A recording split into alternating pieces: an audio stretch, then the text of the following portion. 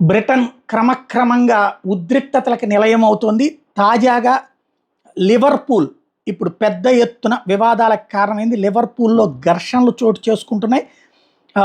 ఎవరైతే ఒక మనిషి ఒక ఏది మొన్న జరిగినటువంటి ఇద్దరు పిల్లల్ని పొడిచినటువంటి సంఘటన తర్వాత రకరకాలైనటువంటి ఇన్సిడెంట్స్ చోటు చేసుకున్నాయి.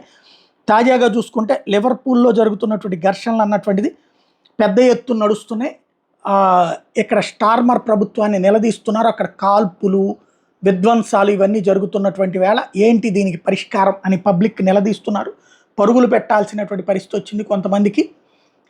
అక్కడ ఎవరైతే పబ్లిక్ మీదకి జరుగుతున్నటువంటి ఈ తరహా పరిస్థితులను నిలదీస్తూ బ్రిటన్ పౌరులే ప్రశ్నిస్తున్నారు. మనం బ్రిటన్లో ఉన్నామా ఇంకెక్కడ ఉన్నాం అని నిలదీస్తున్నటువంటి పరిస్థితి.